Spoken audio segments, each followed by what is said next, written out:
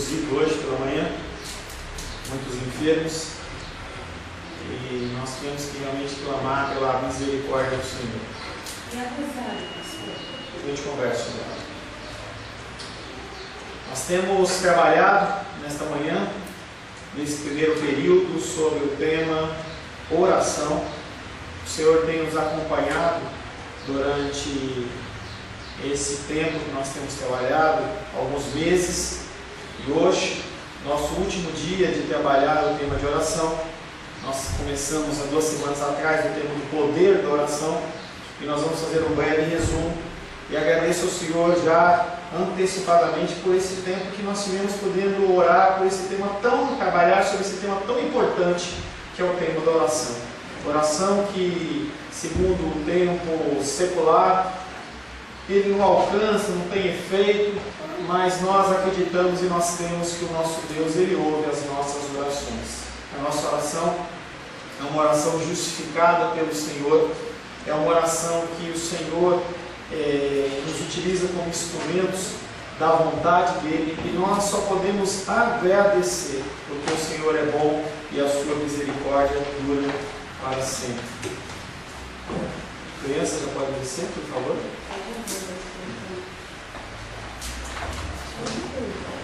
Oi, amorzinho. Em resumo, nós estamos falando sobre o poder da oração. Falamos que, primeiramente, nós citamos dentro desse tema sobre a lista dos heróis da fé, e depois desses heróis da fé nós construímos uma lista sobre os heróis de oração, mostrando o poder e a ação da oração através dos homens e mulheres de Deus na Bíblia. Falamos que o poder da oração não é algo mágico, não é algo que você simplesmente utiliza como uma fórmula mágica, mas falamos também de condições vinculadas às promessas da Bíblia concernentes à oração.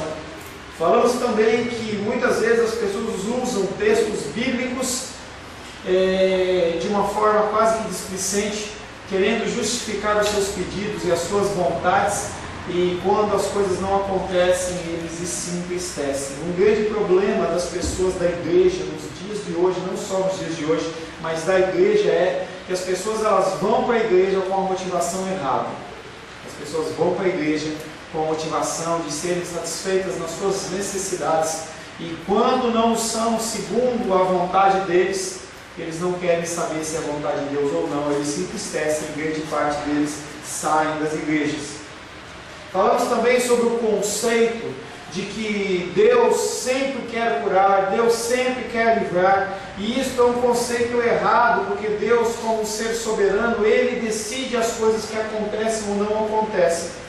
E muitas vezes as pessoas elas são levadas para a igreja com uma dificuldade, um problema, e a pessoa que a convida afirma categoricamente que Deus vai livrá-la daquele problema, entendendo que Deus ele é obrigado a fazer aquela coisa e Deus não é obrigado a fazer nada. A mente de Deus é superior à nossa mente, ao nosso entendimento, e muitas vezes as lutas e dificuldades são utilizadas pelo Senhor como instrumento para mexer e mover nas nossas vidas. Às vezes a gente quer ajudar, a gente quer fazer uma coisa, e a coisa ela não está nas nossas mãos. De certa maneira, não é possível, mas de certa maneira é como se nós quiséssemos passar na frente do Senhor em relação às suas resoluções e às suas vontades. Ministrava uma pessoa essa semana em que ela estava preocupada exatamente em relação a isso. Familiar com dificuldade, outro desempregado, o que eu faço? Eu não consigo. Eu falei assim, será que você tem que realmente ajudar? Não, mas como é que eu vou deixar? Eu falei assim, mas e se Deus está querendo trabalhar na vida da pessoa?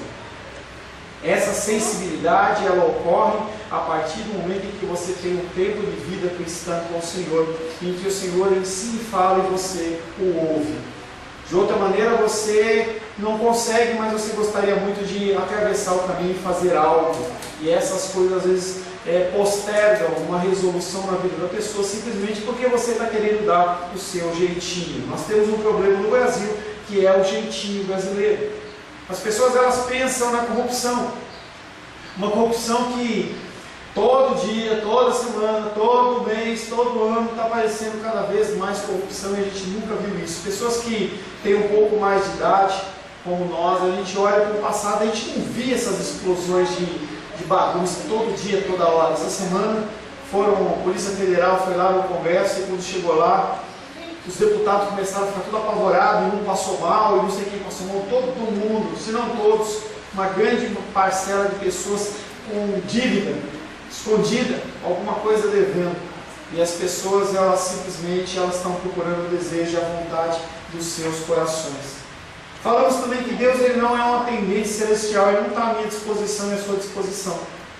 E aí falamos sobre o conceito de deístas e teístas, em que os deístas eles entendem que Deus ele criou o mundo, mas que abandonou. Nós somos abandonados à nossa própria sorte, e não é o que nós acreditamos. Nós acreditamos que o nosso Deus ele interage conosco, sim. Uma das formas de Ele interagir, ou de nós interagirmos com Ele, é a oração. Nós falamos sobre o desapontamento dos cristãos imaturos, cristãos que acham que as promessas elas são quase que como automáticas, acionadas na vida delas. Então eu vou para ter esse tipo de benefício, para ter esse tipo de bênção. E nós falamos de alguns textos bíblicos no qual nós colocamos alguns limitadores ou algumas coisas que são pré-requisitos. Nós citamos João 9,31, em que colocamos em especial aquele que pratica a vontade é um limitador. Uma função dessa concessão de uma bênção ou de um privilégio é para que o Pai seja glorificado. Nós falamos também em João 15,7, que se nós permanecermos em Cristo e as palavras de Cristo permanecerem em nós, e nós falamos sobre colocar em prática. Nós falamos também sobre guardar os seus mandamentos e fazer diante dele o que lhe é agradável. E falamos também que tudo tem que ser feito segundo a vontade do Senhor. As pessoas elas não querem isso, elas querem soluções mágicas.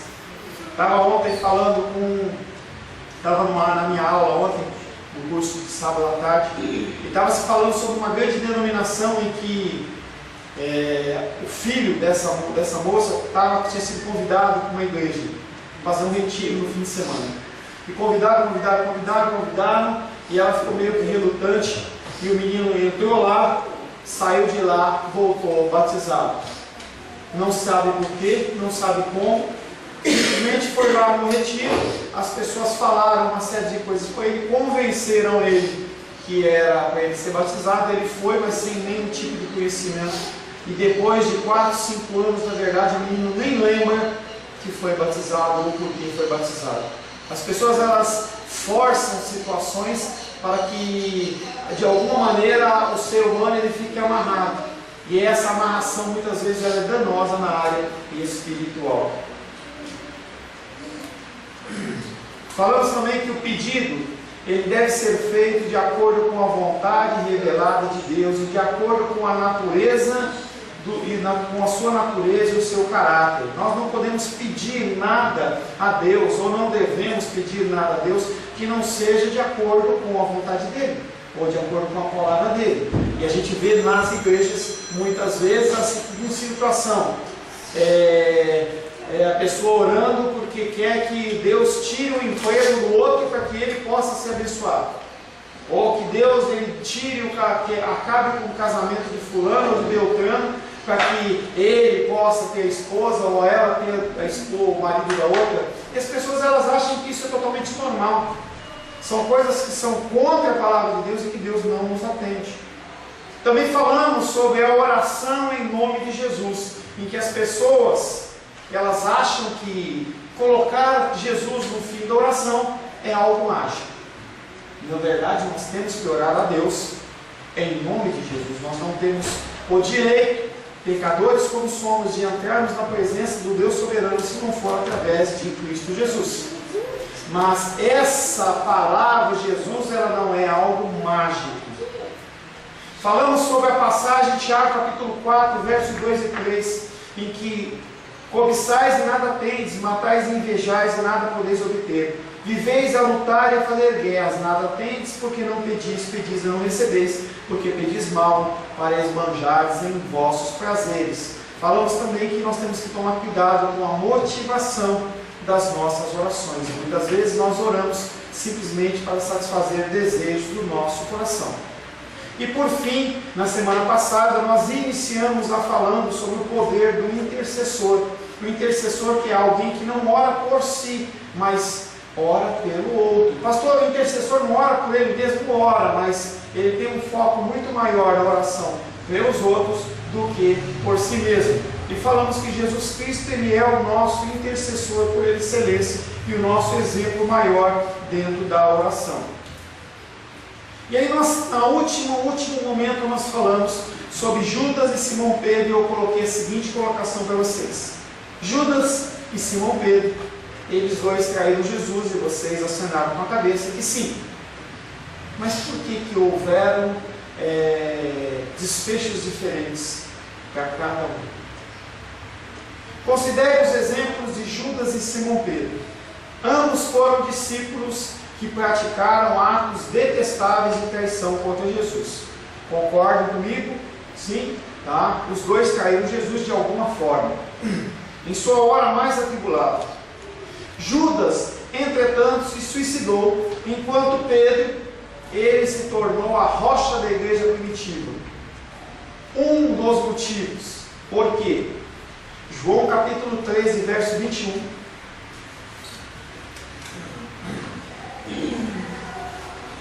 João capítulo 13, verso 21. Uma diferença crítica entre esses homens pode ser vista nos anúncios de Jesus a respeito da traição futura deles. Jesus sabia que ele iria ser traído por eles. A respeito de Judas, Jesus disse, João 13, 21. Por gentileza.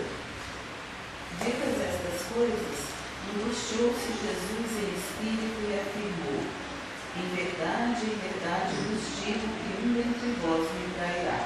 Jesus Cristo, junto com seus discípulos, na noite da Santa Ceia, sentado com todos eles, ele olha para aqueles homens e fala da traição de Judas. E ele fala, angustiado, em verdade vos digo que um dentre vós me trairá. Essa afirmativa, em verdade vos digo, é algo um pouco mais forte, em que Jesus está falando assim, olha, pode parecer mentira, mas vocês têm que acreditar em mim, isso é verdade.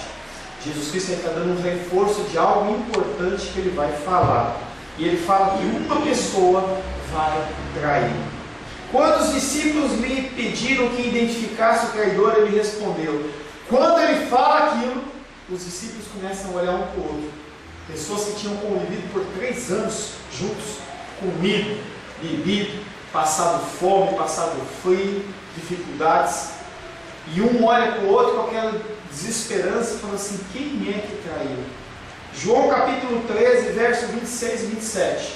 Seba, por gentileza. João capítulo 13, versos 26 e 27.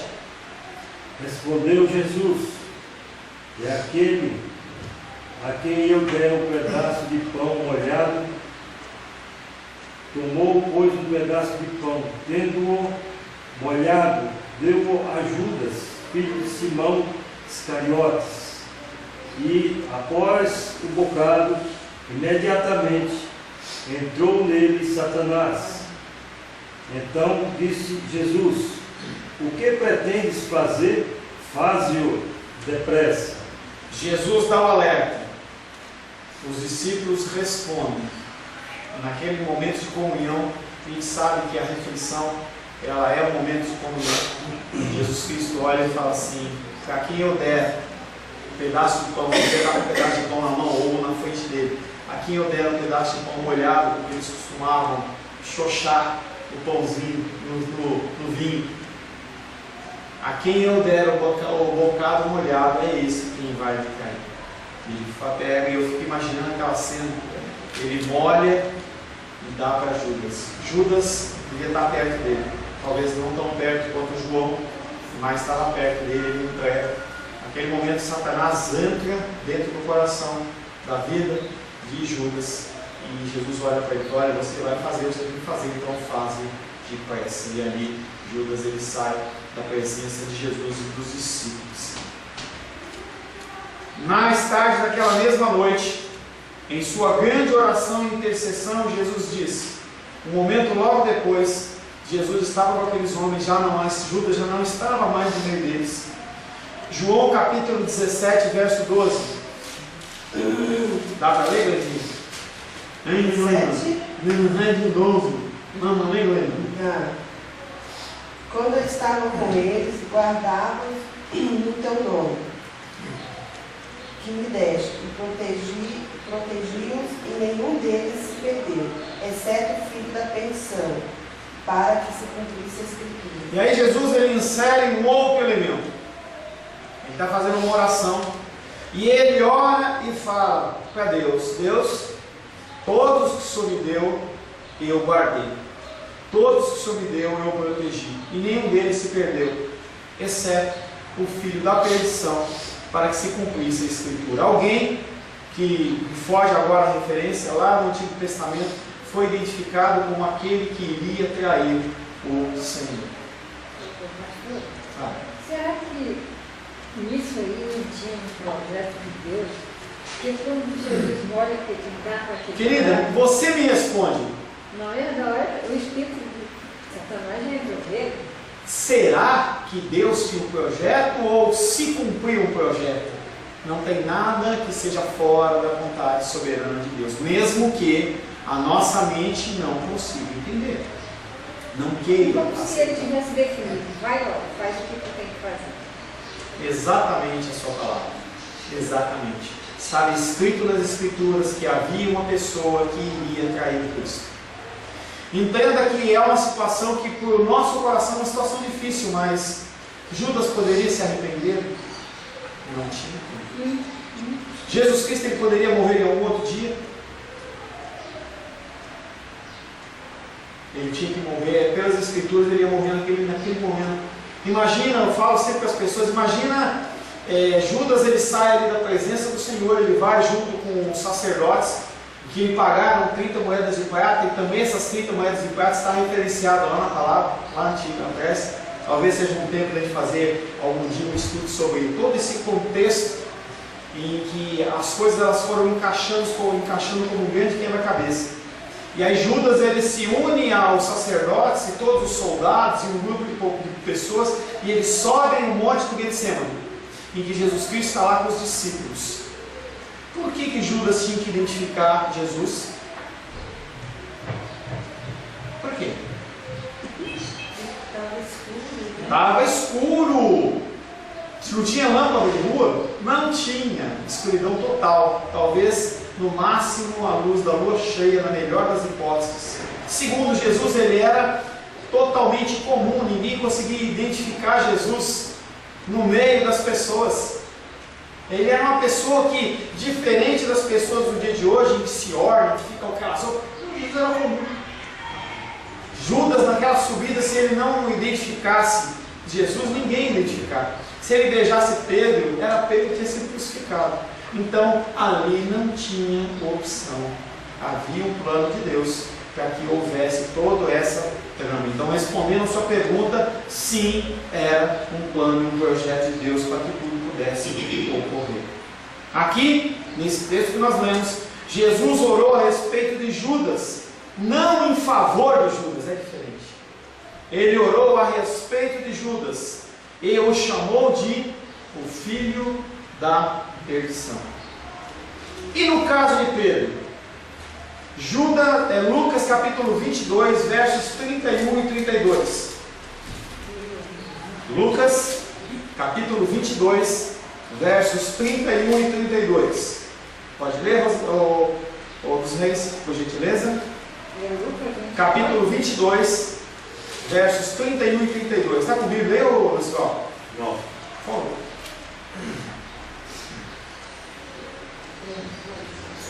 Vamos lá.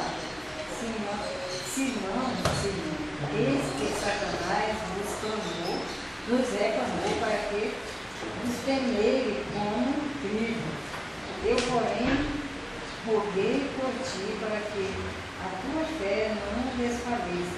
Tu, pois, quando te converteres, fortalece os teus irmãos. Simão, Simão, eis que Satanás vos reclamou para vos peneirar como trigo. Simão Pedro olha e fala assim: eu de maneira nenhuma eu vou te trair, eu vou ser firme com você até a morte, eu sou fortão, eu sou fiel a você. Simão, Simão, eis que Satanás vos reclamou para vos peneirar como trigo. Eu, porém, roguei por ti. Ele não orou a respeito de Pedro, ele orou por Pedro. Roguei por ti, para que a tua fé não desfaleça. E além de tudo, ele lança uma palavra em relação ao futuro de Pedro: quando te converteres, fortalece os teus irmãos. Quando te converteres. Ele ainda tinha um coração ainda muito duro, muito difícil. Poxa, mas andou 3 anos com Cristo. Pois é, quantas pessoas estão na igreja, acham que são convertidas e nunca conseguiram, nunca conheceram a Cristo. Nunca conheceram a Cristo. Quando eu vejo uma pessoa mandar uma mensagem para mim, entristecida, quase chorando, porque ela não está na dominical por causa de dificuldades maiores, o irmão Cláudio não está aqui porque não está bem. Eu entendo que a pessoa ela dá sinais que ela é sim convertida. Observe que Jesus não disse: se te converteres, fortalece os teus irmãos. Ele disse: quando te converteres, fortalece os teus irmãos. Jesus tinha certeza na restauração de Pedro, porque Jesus ele é Deus. Ele sabia o que ia acontecer. Não podemos deixar de extrair a conclusão de que a confiança de Jesus se devia amplamente às suas palavras anteriores: eu, porém, roguei por ti. Não foi uma simples oração, como o pessoal fala, foi uma oração forte. Pai, Pedro. E esse rogar que Jesus rogou certamente ao Pai? Rogou como homem. Ele rogou como homem, sim, mas ele era 100% homem e 100% Deus. O contexto de Jesus Cristo como homem e Deus é uma coisa muito complexa, porque nós não conseguimos entender esse tipo de coisa. Ele era um ser que ele tinha toda a autoridade, mas ele se despojou da autoridade. Num contexto humano é como se, por exemplo, você tivesse uma possibilidade de exercer uma autoridade sobre alguém e você, em vez disso, você por livre e espontânea vontade, você se submetesse àquilo. Um contexto semelhante, quando Pedro saca a espada, corta a orelha de Malco, sumo sacerdote, e ele olha para Pedro e fala: Pedro, se eu quisesse, eu chamava um monte de anjos, de legiões de anjos aqui para me salvar, para me cuidar. Quem viver pela espada vai morrer. Então o que Jesus Cristo estava falando ali: olha gente, o que está acontecendo, não estou sendo pego de surpresa não. O que está acontecendo é o que tem que acontecer. Jesus orou a respeito de Judas e orou em favor de Pedro. Ele fez intercessão por Pedro. Ele agiu como um sacerdote. Nesse exato momento, Cristo está agindo como nosso sumo sacerdote, intercedendo por nós. Da mesma maneira que ele intercedeu por Pedro, ele intercede por mim e por você. Esta é a alegre conclusão do autor de Hebreus. Hebreus capítulo 4, versos 14, 15 e 16. Hebreus capítulo 4, versos 14, 15 e 16.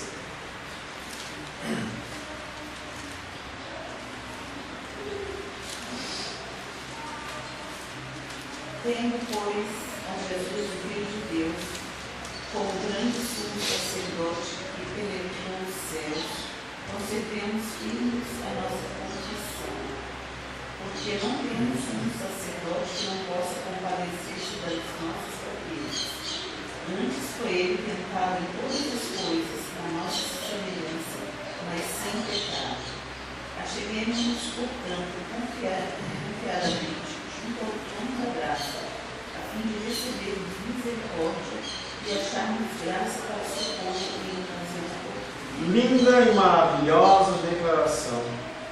Jesus Cristo, ele está ao lado do Pai como um sumo sacerdote, intercedendo por mim e por você. E ele compadece das nossas fraquezas, porque ele, como nós, somos tentados. Ele foi tentado em todas as coisas, só que diferente de nós, ele reagiu sem pecado. E aí, nesse texto de Hebreus, ele fala que nós podemos nos achegar com confiança junto à cruz, junto ao trono da graça, a fim de recebermos misericórdia. Nós já falamos que misericórdia é uma ação diferente daquilo que eu e você merecemos.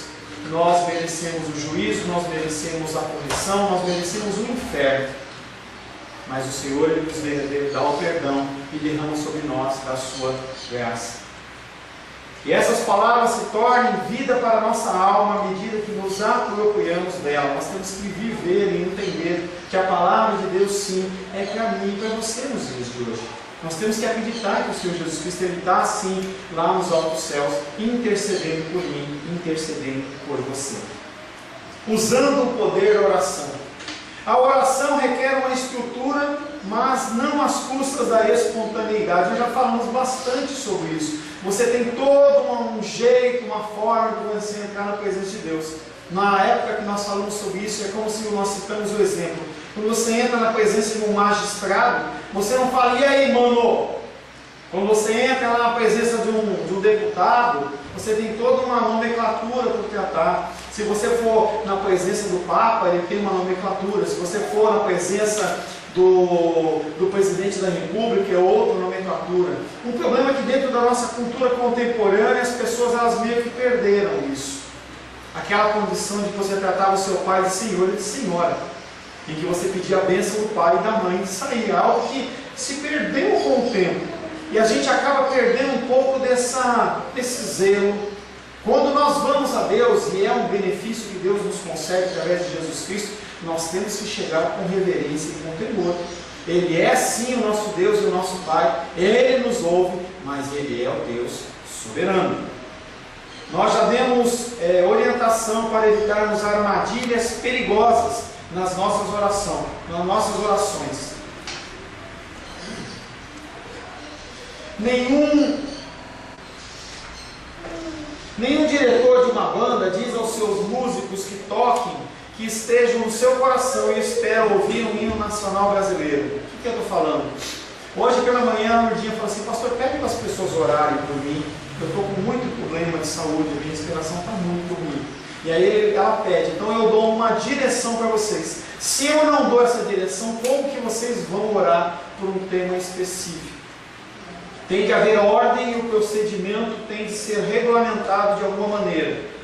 No entanto, ainda há lugar para a autoexpressão individual dentro dos limites de reverência e ordem. E aí quando você olha a oração, algumas pessoas fazem orações compactadas e classificadas em que eu não posso nem mexer nem fazer nada.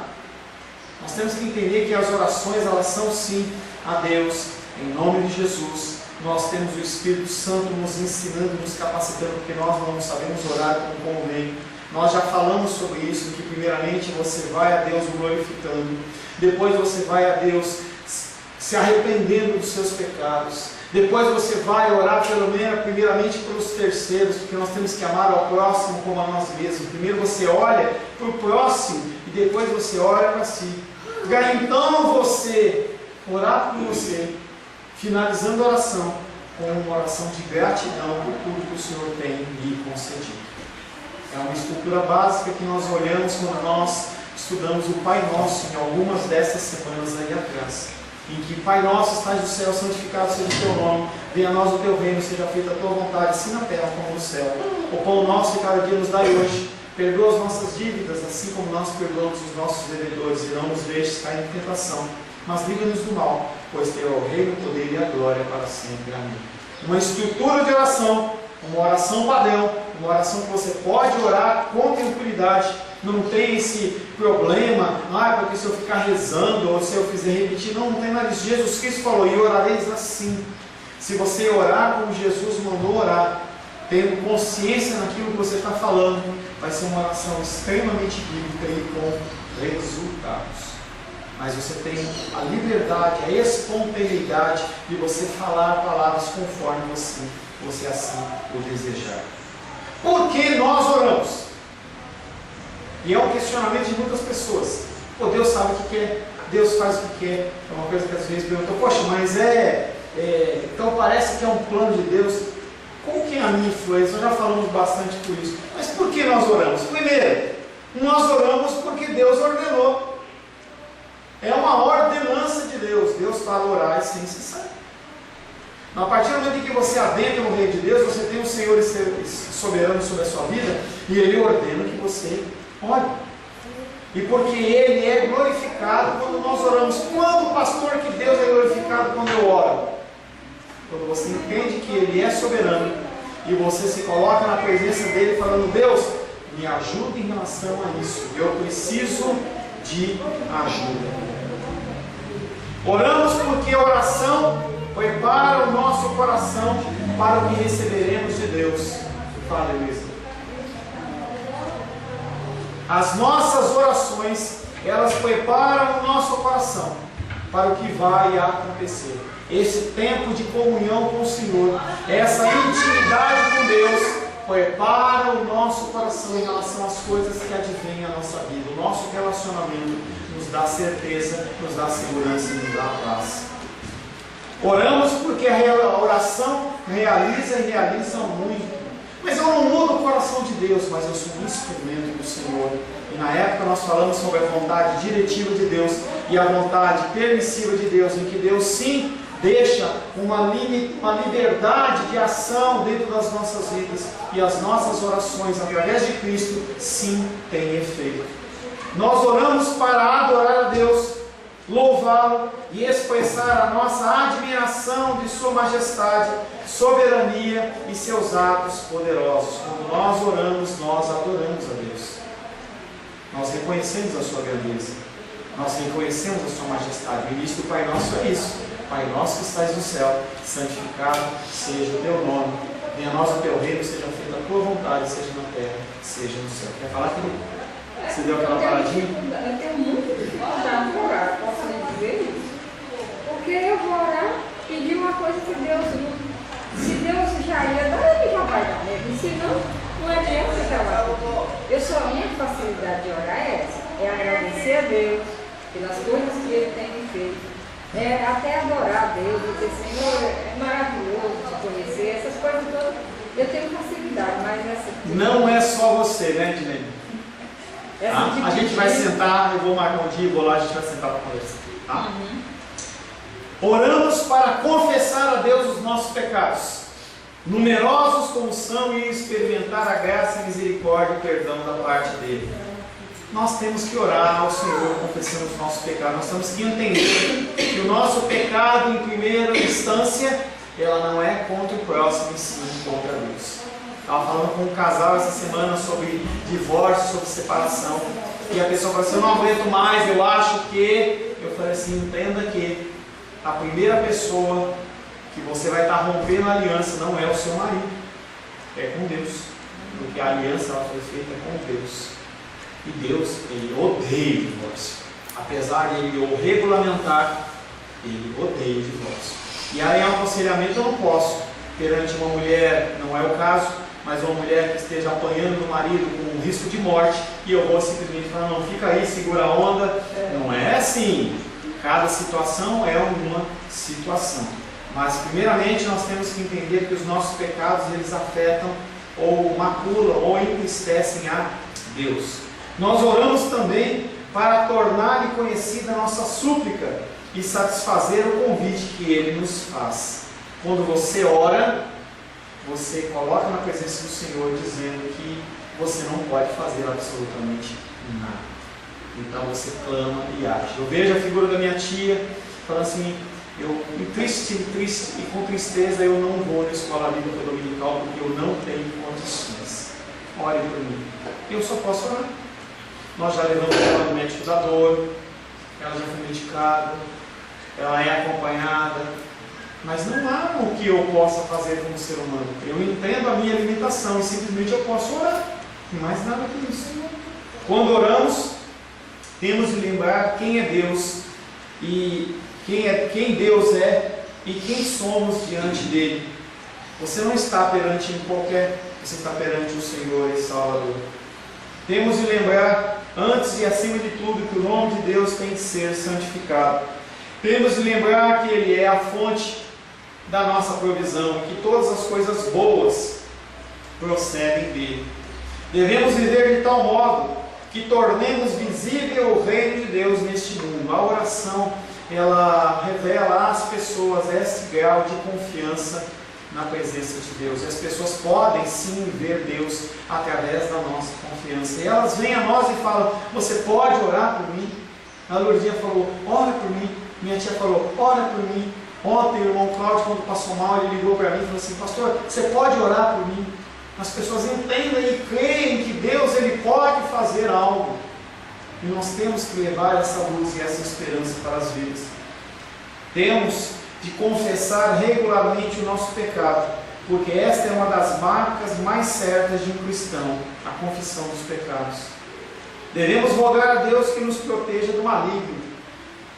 Nós temos que pedir ao Senhor: Senhor, nos protege do maligno. E aí eu tenho duas pessoas pelo menos com dificuldade em relação a isso. Como é que eu vou fazer? É isso que vocês estão falando.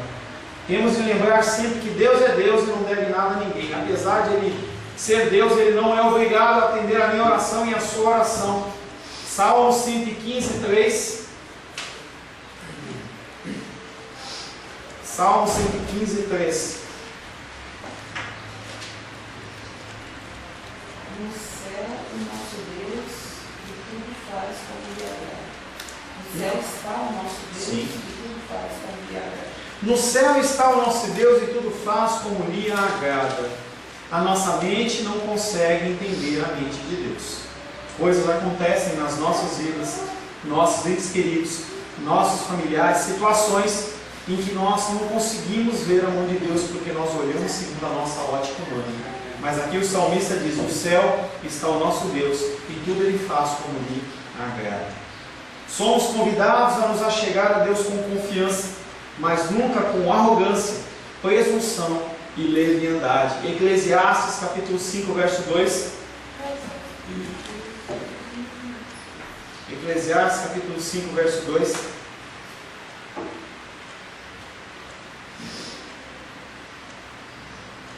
Sabá?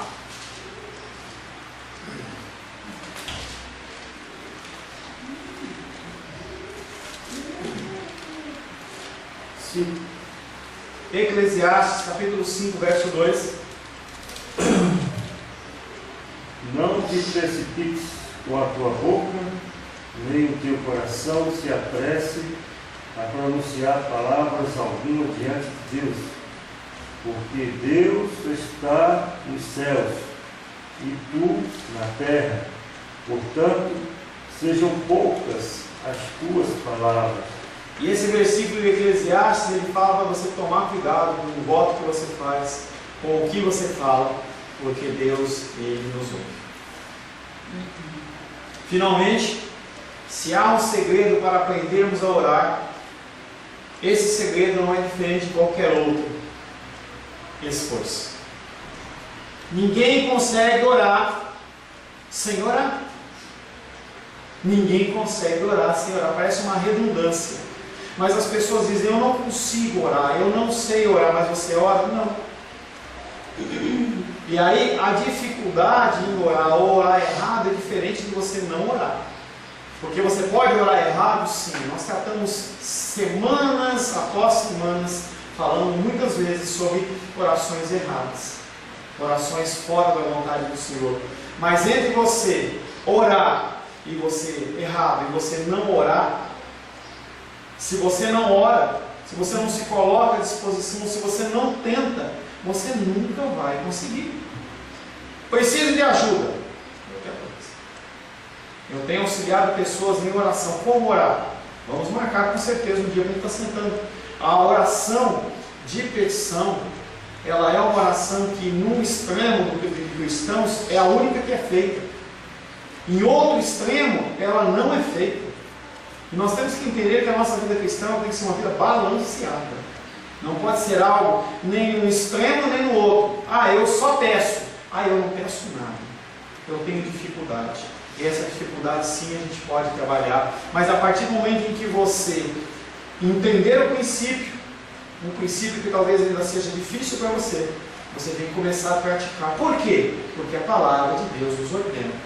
Nós não temos essa liberdade para nós falarmos: eu quero ou eu não quero, eu vou fazer ou não vou fazer. É assim que o Senhor ele está nos concedendo. É o grande problema da adoração nos dias de hoje, porque as pessoas elas acham que elas podem oferecer a adoração a Deus que elas querem, e não é bem assim. Finalmente, se há um segredo para aprendermos como orar, esse segredo não é diferente de qualquer outro esforço. Para nos tornarmos hábeis em alguma coisa, nós temos que praticar.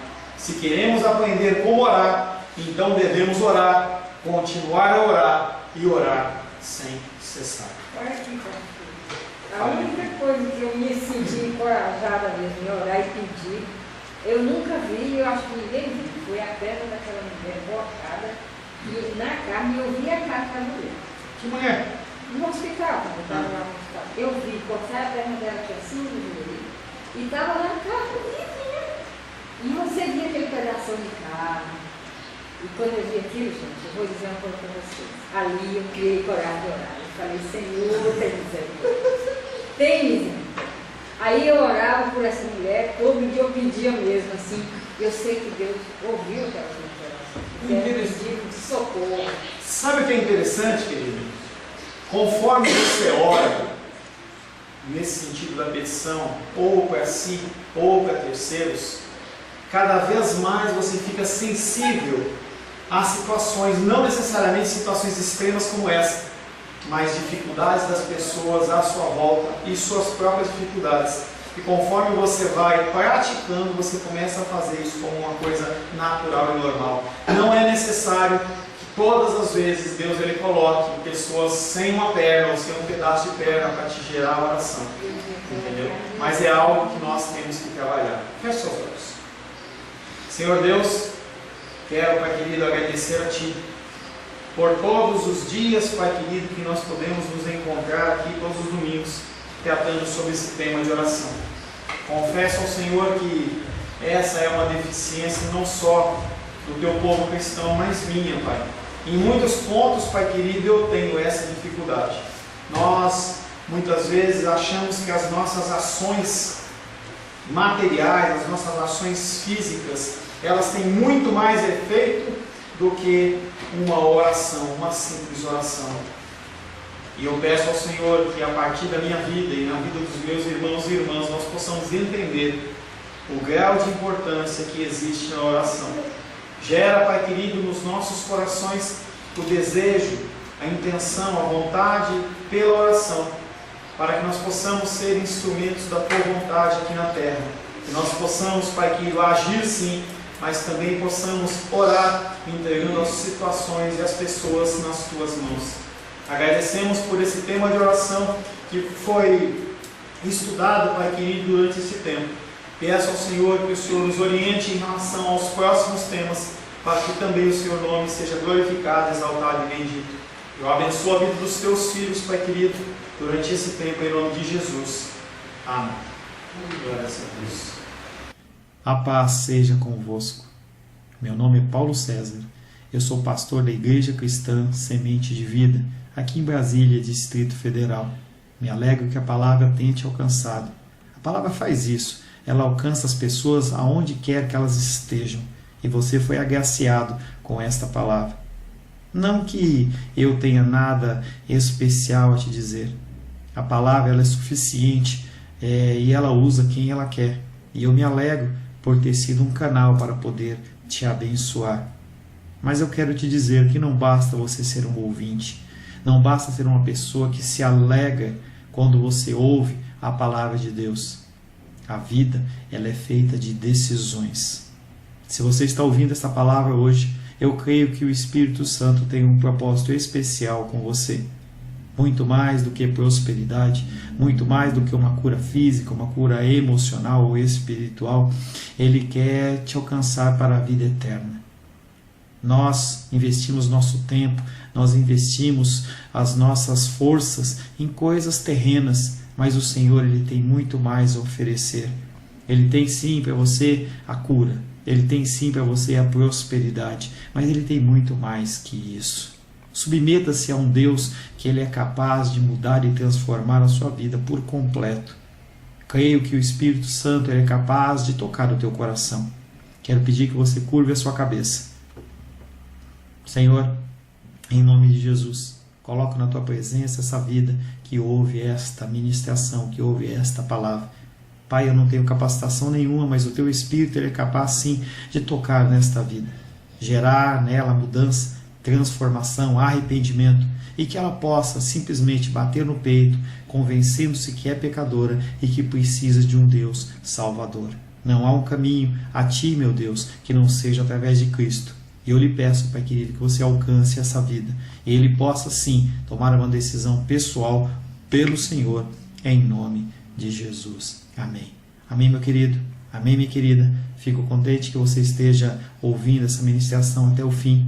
E peço que você não se limite a ouvir os cultos pela internet. Você procure perto da sua casa uma igreja, um lugar que proclame a palavra do Senhor. Eu oro para que o Espírito Santo te direcione nessa busca, porque muita coisa tem sido oferecida que não é o Evangelho. Eu abençoo a sua vida em nome de Jesus. Amém.